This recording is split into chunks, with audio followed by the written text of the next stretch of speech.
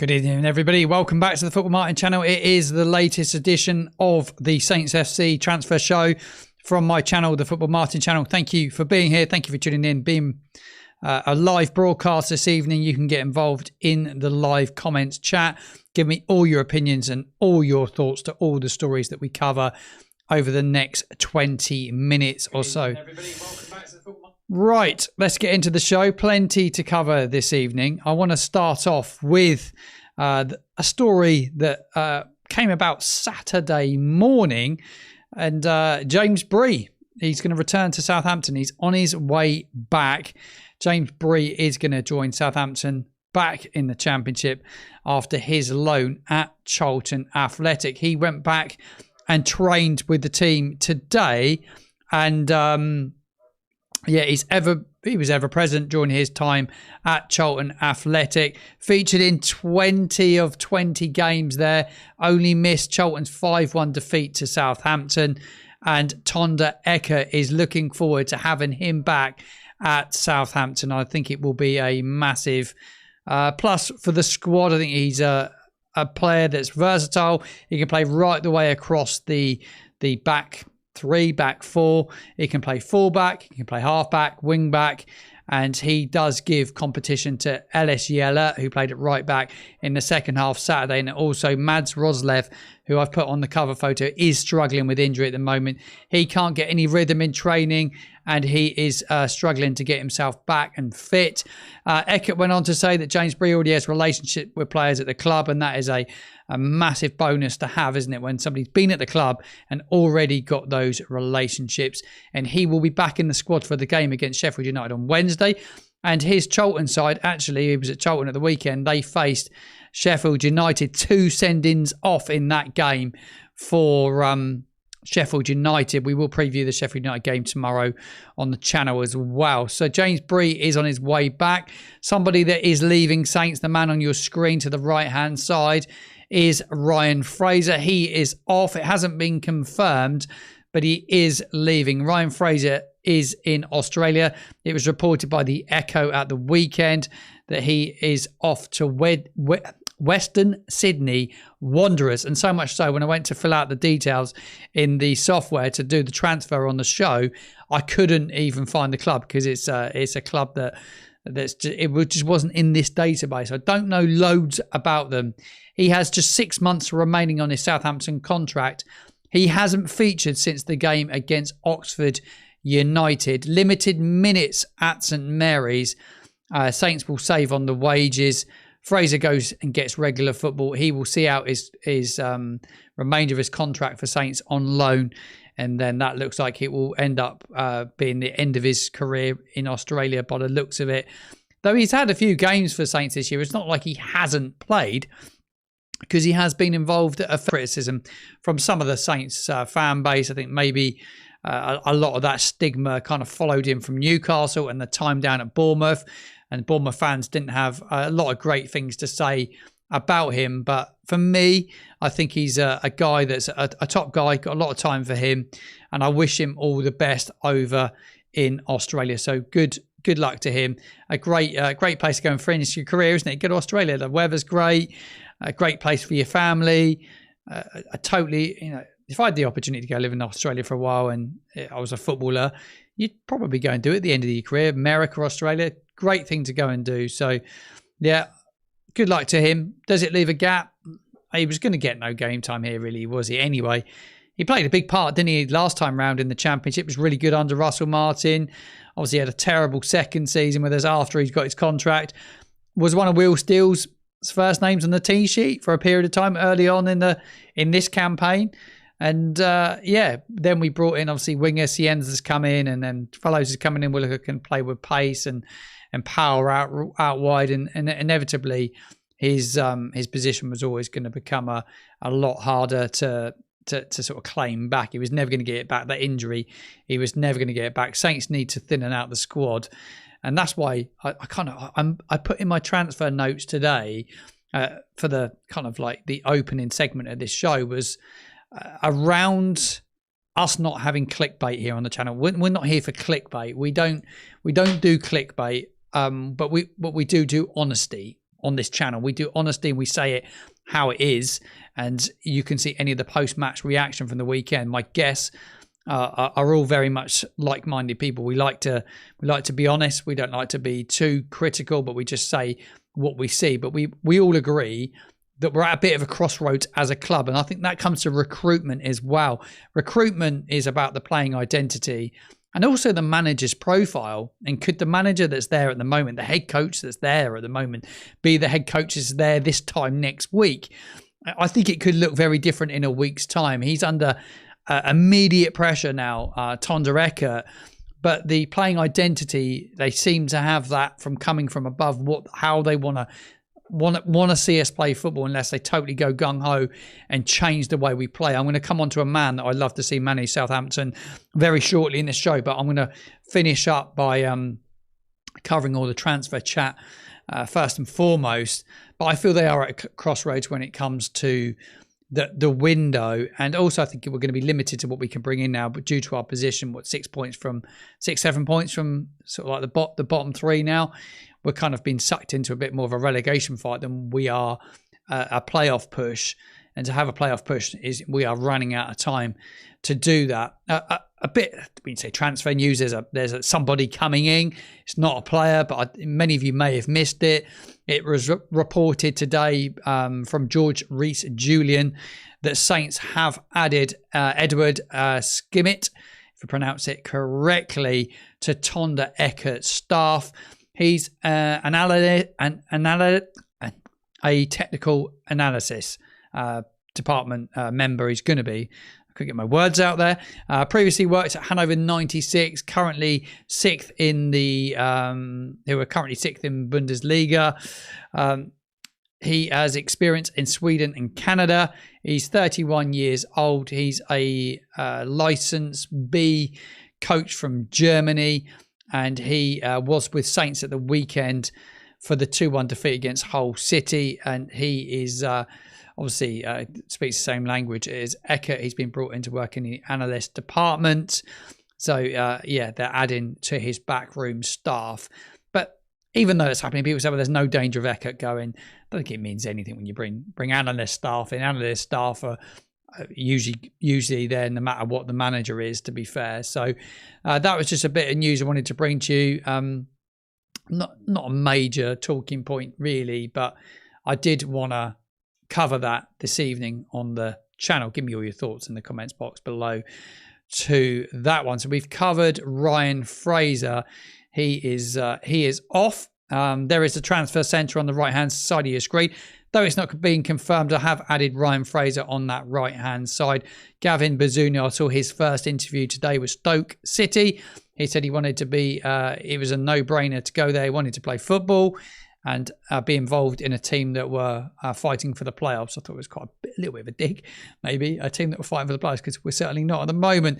Obviously, the transfer centre includes all the outgoings. We have a widget that does include all the incomings as well, which is only one at the moment. It's not exactly great shakes at the moment, is it? So there you go. That is the transfer centre. Done deal. Damien Downs is a done deal. We know that one already. That's a loan to Hamburg. James Ward-Prowse has been linked with Saints. I've popped that one on your screen. It's been spoken about a fair bit. And when I talk about clickbait, I'm not going to do clickbait because I'm going to say it's not realistic in terms of wages. I put him low on the interested list at the moment, but Burnley are in for James Ward-Prowse.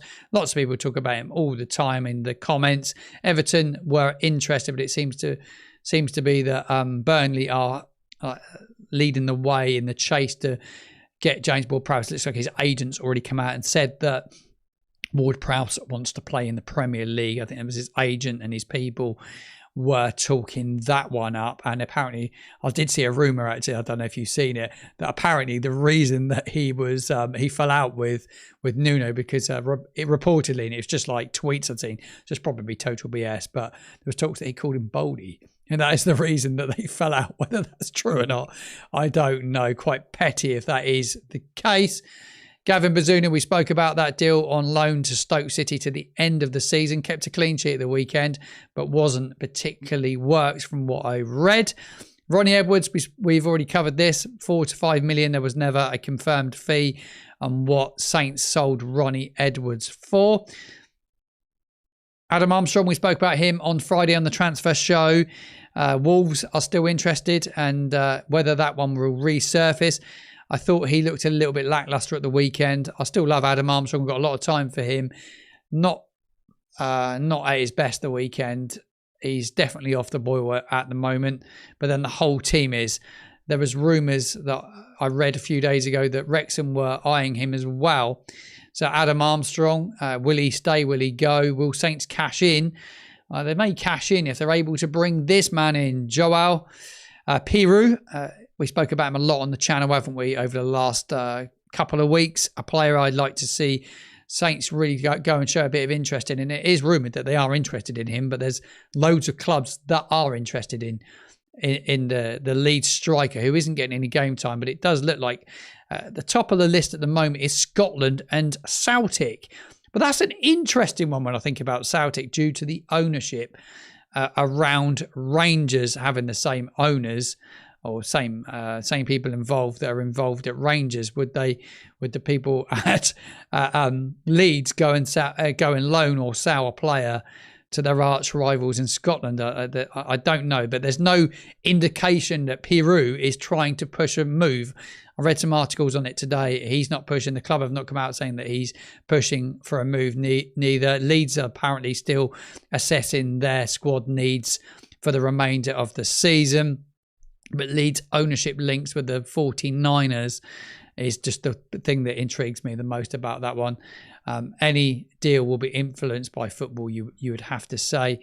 But Leeds could leave this till very late in the window. And I do feel like a lot of the deals will be done late in the window. We're not far out now from the transfer window closing, and Saints are yet to bring in a striker, which is what we all want to see. Just a shout out, I know Alex is in the live. He has a Twitter space this evening. I don't know if any of you are Twitter users, but he does have a Twitter space this evening. Alex over on X, if you type in the hashtag saintsfc, you will be able to see and tune in. You see, it's not like you see me, you can see me, you won't be able to see them, but you'll be able to tune in and listen. Right, let's get into some of your chat for this second part of the transfer show this Monday. I will be doing a once I get a bit of chance this week, I do want to sit down and try and do another tactics show. I've not had a chance to do it because it's been difficult. Somebody said, "Hi Martin, by the way, the lip sync is not right. Often studio issues with your live chats. I'm not sure why." We will look into that for sure. If anyone else got an issue, just let me know. I will feed it back to some of my tech team and try and get some help on piecing it together.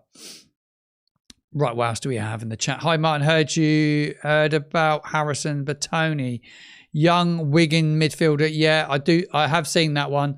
It's one for the future though, isn't it? Is he just going to be one of those players that is plugging the gap between the first team and the first team? Yeah, I don't know. Oh, you mean the type chat? Yeah, I think it's just the way it pulls it into the system can be a little bit slow. That's all. But the audio's good. That's good. As long as the audio's good, we'll work around the chat. Ryan Fraser chat. Ryan Fraser playing for Western Sydney. Used for rugby league. I didn't know that. I'll definitely give him a follow wherever he goes. I will give him a follow to the end of his career now. Kind of like, I just liked him as a bloke actually. I thought though he's a bit of a stigma attached to him, like where he went, but I've never seen that when he was here. Saints fans can be so fickle. 2 months ago, we were praising Tonda Eckert like he could do no wrong, and a few bad results later, and suddenly it's the board's fault again. It's all good until it isn't. That's very true. I just think the downward trend since he's been given the job is quite incredible. And they're always going to be questioned. And he was always going to have, there's no slack in it. Do you know what I mean? In terms of him as a human and him as a coach, as a manager, because he doesn't come from he's not got any credibility in the game, any experience in the game. And the minute the results got tough, He was always going to come under pressure a lot quicker than he would have done if it was a profile manager. And that is the biggest issue. He has no experience. And look, I've been pretty honest recently. I backed him because I wanted him to do well, and I still want him to do well. I don't want Eckert not to do well. I want him to do well. I don't want to see anyone struggle. I don't want to see anyone under pressure. I don't want to be here talking about negativity, but unfortunately, we've been absolutely horrific all over Christmas. Like, you go back since the Coventry game late on, we showed a good second half performance, but from Oxford away, it's been really poor, like really poor. And when we are the top spenders in the league. I'm not talking about net spend, and I'm not interested in net spend. You know, yeah, we bought players in, but they still spent the money. Everyone, you know, we're all critical of the owners, but we still spent a lot of money for the division we're in. You know, we spent a lot of money. Yeah, we got it in, but we spent big bucks, and we're the highest spenders in the league. I saw a table, I sent it by multiple people today. We have spent big bucks, and we are nowhere near it, and that is why everyone is really pissed off. And I totally get it, because I'm pissed off and I'm annoyed about it, because I saw a lot of players not giving enough at the weekend to wear the Saints shirt, and I hope and pray he's got the balls, I was going to swear then, to really go for it on Wednesday night and drop players that didn't give enough at the weekend, and put players on the pitch that wearing a Southampton shirt means everything to. Some of the messages I've received in my inbox in the last few days are quite incredible. Some of the things I've been messaged, and it's just like, I can't even repeat it on here because it's just infuriating. Hi Martin, the one I want to see us talking up is the striker Selech from Cardiff. If you haven't checked him out, he looks exactly what we're looking for. Could tempt him given their position. Mate, I'll take a look, Nick. Nick, you always took a lot of sense on the channel, so I respect what you say. So I will definitely go and have a look in him. I'm not sure I pronounce his name, but I will go check him out. Matchday Steve, hope you're well, and Leland and the family are. Great to see you. Loving the transfer shows. I've heard that Sargent has been put in the 21s from Norwich. Do you think he could be a target for us? I think they want too much money for him, and we probably won't be prepared to pay that sort of dosh. Shay Charles back is a big bonus on Wednesday. Absolutely will be. But yeah, Steve, I'm just not sure that we'll pay the cash for him, and it will be a bit of a punt. I think they're trying to do a loan and bring someone in on loan. That's just my feeling on it. What else do we have? I'm just going to work back through. Ross Stewart, I think, will start on Wednesday night. He did really well against them, didn't he? Well, in the return fixture, the 2 goals on the night, and was absolutely fantastic that night. It was his best performance in the Saints shirt. The second goal he scored was absolutely brilliant. And I've got to say, I hope he starts, and he deserves to be given that opportunity. I think the team will get shaken up if they've had a big talk amongst themselves in the dressing room. Like Eckert said, I think we will... I think Roy is saying what a lot of Saints fans I've read have said today about the analysts coming in. I think we all just want a striker, somebody to back up Ross Stewart. And hopefully, even if Ross goes and scores a hat-trick on Wednesday night, we still need a striker. That's probably, that'll be it, wouldn't it? Ross will score a hat-trick, and we'll be like, oh, right, okay, there were, that's it now, job done. You know, but when you look at Dominic Ballard out at Leyton Orient, I just watched his goals. Actually, I was watching highlights of all the Championship games, and I did want to have a look at Ballard's goals. All 3 goals, brilliant. The third is superb. If you've not seen the highlights, I think he scores the first one with his. I don't know if it was a perfect hat trick, right foot, left foot header. I'm not sure what his first goal was on, but his second one I think was on his right foot. I think they're both right foot and a header, but really good. Like, he's such a top player, isn't he? And just if he'd been given that opportunity, you just never know. A lot of people saying they would have loved Sargent. Yeah, I think you're right with that one, Alex. They want to go and play in a top division ahead of the World Cup, and that's the big thing, isn't it? Reminds me of Mitrovic, who was freaking good. Reckon it'd be 10 to 12 million to get him. yeah, you think if they get offered that sort of money, potentially Saints could tempt him in. But yeah, no, we'd love to have a look at him. I'm going to go and have a look at his highlights reel actually, and just have a look at his season stats and see what he's done this season. I'll do a feature on him on the show for sure. I will do that because I think it would be absolutely worth doing. I'm always interested to find out a bit more about players, and yeah, I will go and do that. Just the one player in this January so far. 19 days in, and Saints have one in the door. Daniel Piret. What were your thoughts on his performance this weekend, Saints fans? I'd like your thoughts on his performance, because a few mixed bags. I thought he made that good save early on, but a lot of people were saying he wasn't any better than Bazunu, and they felt that he wasn't great. Like each of your own. Everyone's got their own opinion. Thank you all for tuning in. There's 156 of you here live with me this evening whilst I'm streaming. I do enjoy these streams. We will be back with another show tomorrow previewing the game against Sheffield United. I'm hopefully going to talk to the Blades Ramble later on today. That is my plan, is to try and get a Sheffield United fan on for tomorrow to cover a bit of a build up to the game. Right, let's come back to some more of your chat. I feel we will get turned over at Portsmouth if we continue to play the way we are. I don't think that the three at the back is the way forward, says Steve. And I think if we play like we did Saturday, we will get turned over at Portsmouth. But I don't think we'll go there and play like it. We will go there and we will be better. And we've got man for man, better players all over the pitch. And like I've said in loads of tweets and stuff, like, you can have better players, technically better players. They Portsmouth fans were tweeting me saying, "Oh yeah, well you've got Azaz who's 12 million quid. No, he's worth like X amount compared to this amount of our players." It doesn't really matter on the day. It's all about who bloody shows up, who's committed, who wears the shirt with passion and pride.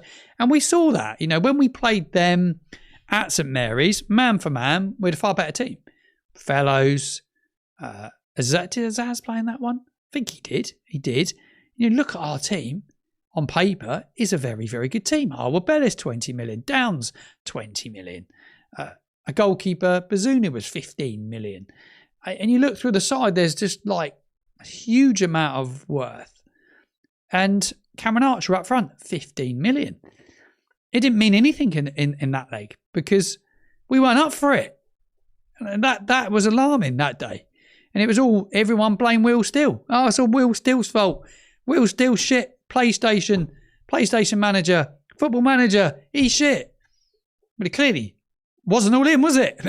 It wasn't all him, because we are actually back to square one. And you look at we gained over the 4 or 5 games under Eckert, and we've literally gone back to square one. But actually, compared to when Will went, it's worse now than it was when Will went. That's how I feel about it. I don't know how you feel about it, but it is all about derbies are won by the 11 that want it more. It will be a cauldron down there. It's controversial. Chris said that on the channel when we were there outside St Mary's post-match on the weekend. I personally give Wellington another go. Yeah, so would I. After Manning's performance, absolutely. I wouldn't question it. I would absolutely have him back in the team. That just shows you whoever is picking these players doesn't have a clue. I also think the players have to show a pride, Roy, as well. Like, I think picking the players, it seems to me they change it round and who they bring in. I think it's formation. I think it's leadership. I think it's togetherness. I think it's team spirit. All of this all accounts to doing well. And I've been thinking a lot, actually, about how I see us going forward and how I see it unravelling. And I chatted to a friend of mine today, only on voice note, but he's a very good friend of mine, knows football very, very well, and we share thoughts, and we were talking about managers. A manager under huge pressure at the moment. I'm going to do a story on it. And it's probably very unlikely that we could do this, but it's not out of the question totally. Thomas Frank is under massive pressure at Spurs at the moment. Champions League action tomorrow. For me, it was always not the right fit for them as a club, the way Frank plays football. Just the way that he would set up a side. I always thought he was going into a poison chalice there. They've underachieved for so many years. Transfer strategies, it's nearly as bad as ours, but it's not been great. But for me, could Thomas Frank be tempted by Rasmus Ankersen at Southampton? The two have a relationship.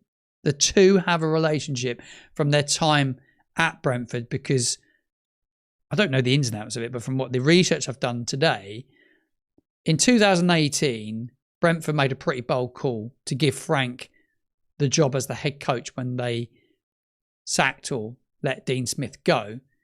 It was a move heavily backed, they say at the time, by Ankersen, the co-director of football. He was working alongside Ankersen at the time, Phil Giles. Frank was a bit of an old-fashioned choice for them. He inherited a championship side, but he worked within a data-led recruitment model. My friend will know a lot more about this than what I know about it. I need to do more research into the setup at the time, but from what I'm reading is Frank worked very well with that structure of the director of football and the data-led team behind it. But he had a clear identity there. He knew how to get the best out of a championship squad. Yes, it didn't work straight away. It took a little while to make things click there. But Frank got leaders in the door. He got players that would fight. He got good team spirit. He brought a good togetherness. He was an incredibly good leader. And that's what Spurs were attracted to in the end. But they didn't simply just stay up, Brentford, under Thomas Frank once he got them to the Premier League. They more than competed. And they outfought a lot of richer clubs. They recruited really smartly with him and the team behind him. I'm not saying the team behind the Southampton recruitment are anywhere in the league of these guys at Brentford, because they're in another league when it comes to the way they go about recruitment. But back in 2022, Thomas Frank openly did praise Rasmus Ankersen for his time at Brentford. I know he's not liked by a lot of Southampton fans, but he thought that he'd done a fantastic job at Brentford at the time. And he went on to say that, he said he was intelligent and very good at his job. So Thomas Frank said at the time. So there is that relationship, both from the same part of the world.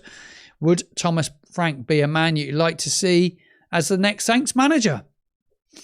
I don't think hope in hell we'll get him, but for me, I'd absolutely love him. I think he'd be brilliant. It'd be a great project for him, but he will be tempted by Premier League clubs. I think he will be sacked as the Spurs manager.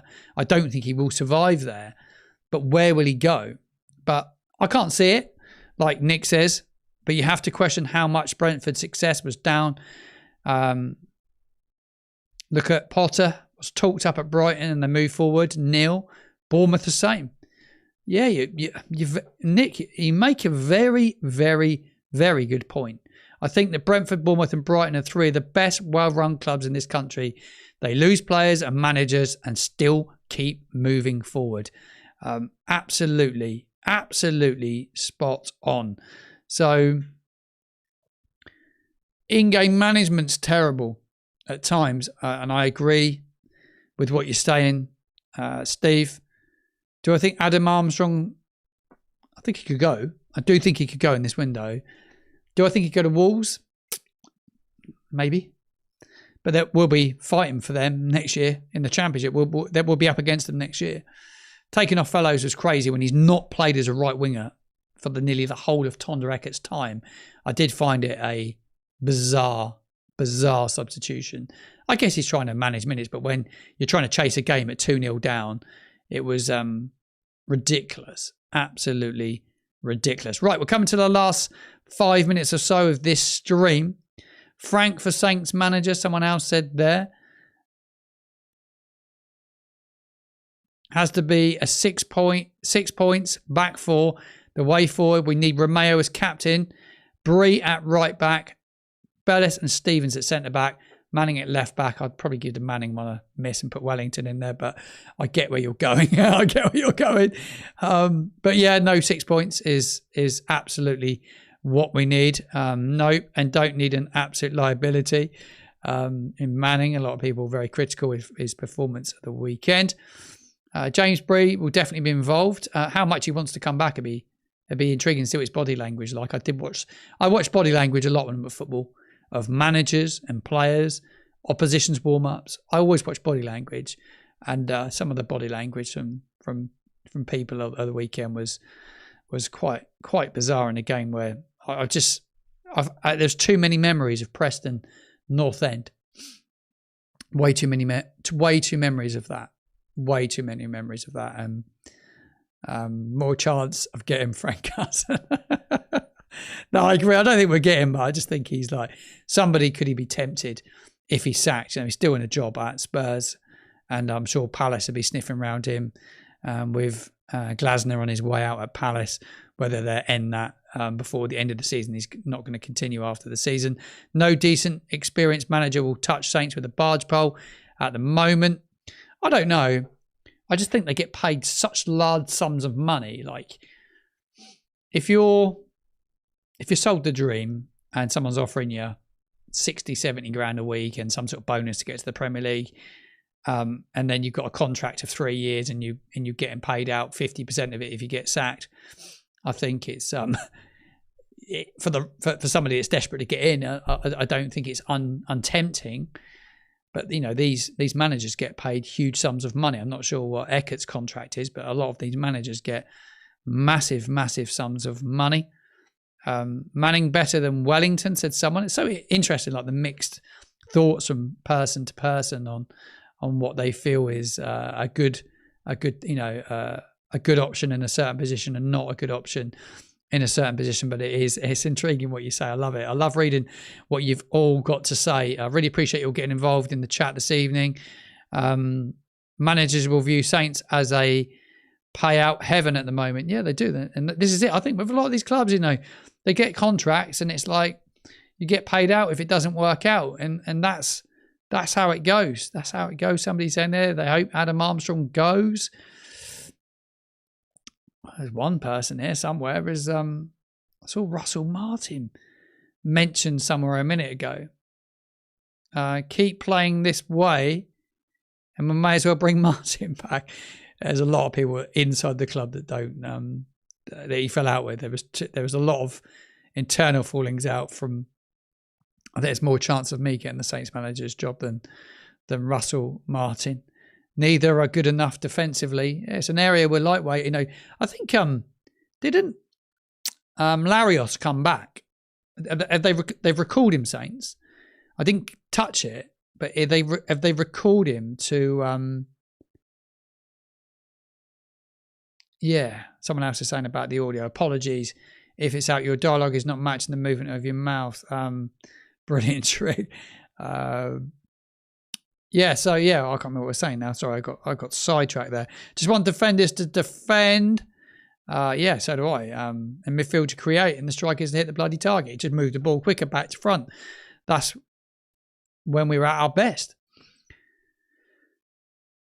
If you could get 3 players in 3 positions and a single available manager, who would it be? 3 players. Joao Peru as my striker. I'd go get him in. Ross Barkley as a central midfielder would be very tempting. I don't know where he is. I don't know if he got a move. And I want to see a really strong, firm centre-back come in. And I'm not sure who that is.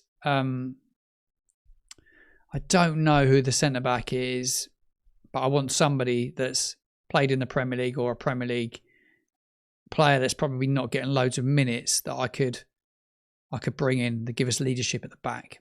That's what I'd do. I'd go through the spine of the team. We sign a goalkeeper, I'd go centre-back, I'd go midfielder, I'd go striker. I'd try and get those 3. I think we're all going to agree and disagree on who those 3 would be. Managerial-wise, there's not loads of options. Frank could become available. Russell Martin's out of work. He definitely ain't coming back. You're limited. Tony Pulis has already said he's not going back in, so anyone mentions Tony Pulis. Ralph Hasenhüttl, to the end of the season, I think you'd be. Would he be tempted? Could be tempted, couldn't he? To the end of the season, maybe. Ralph. His name comes up a lot. He'd do a lot worse. Would he work for the owners that sacked him? For the right money, probably. and the right payout if we were to get to the playoffs. But I think you need somebody that's going to have a really, really firm control over things and dictate things a bit more. And Brendan Rodgers is working in Saudi, mate. So that one is not happening, unfortunately. But managers out of work, you know, Ole Gunnar Solskjaer. I like Ole a lot, and I was calling for him before Eckert, but I even feel now it's such a sort of toxic environment and such a shit environment. It's so shit at the moment that we're going to need someone to really guide it. He's played at the top end of the game. I guess he's managed at Man United. It'd be better than the situ we're in. Yeah, no, I think it's been pushed by Gav. I listened to his press interview with Stoke today, Stephen. It's worth a watch what he had to say, but he wanted to play football and he wasn't prepared not to play football. And I think the minute he knew a goalkeeper was coming, he was going to go. He would have pushed that move, and I don't blame him. And like a lot of people, he gets a lot of stick, Baz, but we still ended up conceding 2 the weekend. Big Sam. Yeah, a bit old school, but a lot of people say it'd be better than what we got now. Wouldn't take no stick, but don't know. It's hard when you look at managers out of work at the moment who you could bring in. Michael Carrick was out of work a couple of weeks ago, and look what he did at Man United at the weekend. They're talking about it being the best Man United performance in about 5 years. Now, Barkley is still available at Villa, but isn't favoured by the manager. That will be a great sign. Yeah, it will be class player if you can get him in. A lot of people talk about Prowsey, but he's not played football for half a year, is he? Half a season. And like, is he going to go to Burnley and get relegated by Burnley? Because that's where they're going. Does he want 2 relegations on his CV? 8 managers since Bazunu's been here. Yeah, it's mad, isn't it? 8 managers. Good Lord. Scary, isn't it? Really scary with that amount of managers. We will have 3 managers this year. I just know it. I just see it. I don't think it'd get turned around. He'd have to win Wednesday against Sheffield United and win at Portsmouth to really recover things. I think a draw or a defeat down at Fratton, any form of humiliation, and he'd be gone. He'd be gone. That would be the issue. Would be the wages. And that's the same. Be looking at Premier League. They all want Premier League. They all think they're good. They're too good. You know, Milner, somebody that's been around the block and that knows the division. You know, you need somebody that you could bring in and just get things going straight away. Set an example and sort of break up whatever's going on in the dressing room and just pull it all together. You know, because there will be, when you're losing games week in, week out, you know, people argue and stuff. It would happen. You know, I've been in dressing rooms where teams have been shit. And I've been Sunday league teams, Saturday league teams, and we will just like, it just gets like people just get pissed off at one another. And we're only meeting up like twice a week, training on a Wednesday night on the AstroTurf and a game on a Saturday. And you imagine what it's like when you're doing it day in, day out, and when it's not going right. You know, it would be pretty demoralising in there. It really would. I was thinking about centre backs the other day, and I was thinking, who else could we bring in centre back wise? What sort of game time is Lewis? I think Lewis Dunk's had. I'll just have a look. See, Lewis Dunk's played quite a lot of games actually, Brighton. He's played like 19. Started 19 games that he's playing recently. That's the sort of like player I'm thinking I want that in defence. That sort of like Premier League defender that's maybe sort of like getting on a bit that you could bring in. I don't know how old is he, Dunk? He's probably a lot younger than what I'm giving him credit for. He looks like a lot older than what he is, but he's come through their academy and is like a top defender. That's the sort of like calibre of player you want to see. I think Adam Blackmore mentioned, someone said it to him recently. That's why it's kind of name come into my head. Phil said, for Christ's sake, get behind the team. And that's the thing, isn't it? When you're in the ground and the game's ongoing, you want to get behind them. You need the players to show 110%. And if they're giving it all, the fans give it all, and everyone comes together, you're onto it That's when things start to go well, when everyone's on the same page.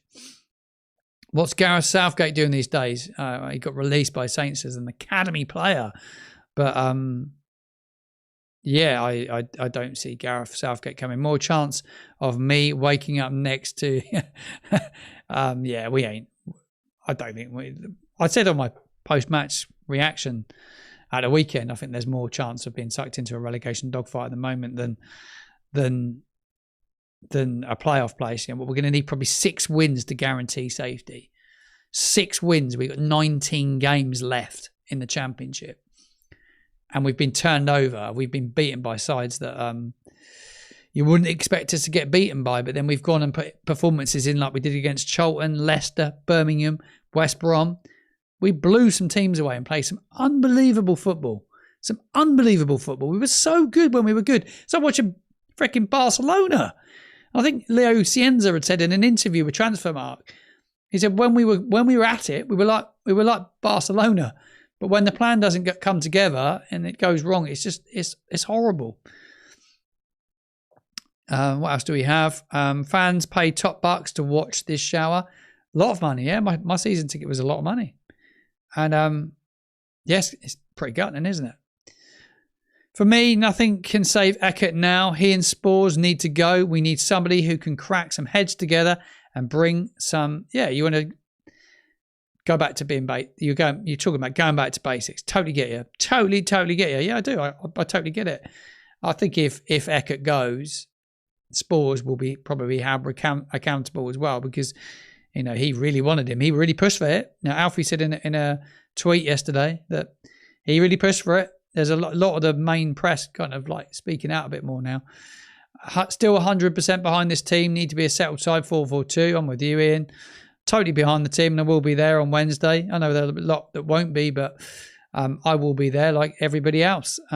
Next 2 games are vital to stay out of trouble. Yeah, they are. They absolutely are. I agree.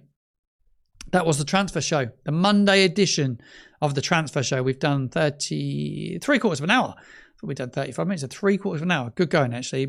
When you've got chat going on and I can bring you guys in and make it really interactive, it makes it so much more fun than just sitting here recording it and then putting it out. I hope you've enjoyed the show this evening. It's been an absolute pleasure being here and bringing you yet again another edition of the transfer show. Tomorrow will be pre-match preview. We will be covering the game tomorrow ahead of Wednesday. Somebody said there, I'll still renew my season ticket next year. How many signings do we need? At least 3, mate. At least 3, I'd say. The perfect man on that front will be Warnock.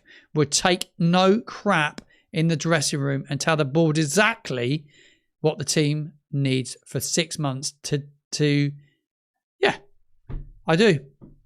And I would be not against that at all. I'd absolutely be on the same page as you, Nick. I don't, I'm not against it at all. Absolutely not against it. Thanks, Martin. Great job as always. Yeah, no, it's good fun. It's been great. I spoke about him in the show a short while ago. If you've just joined live, go back and watch what I've said about Thomas, because I like him. Could he be tempted? Has a relationship with somebody in Sport Republic already. That's it. That is the end of this evening's transfer show. Thank you very much for being here. Thank you for tuning in, and I'll see you again tomorrow.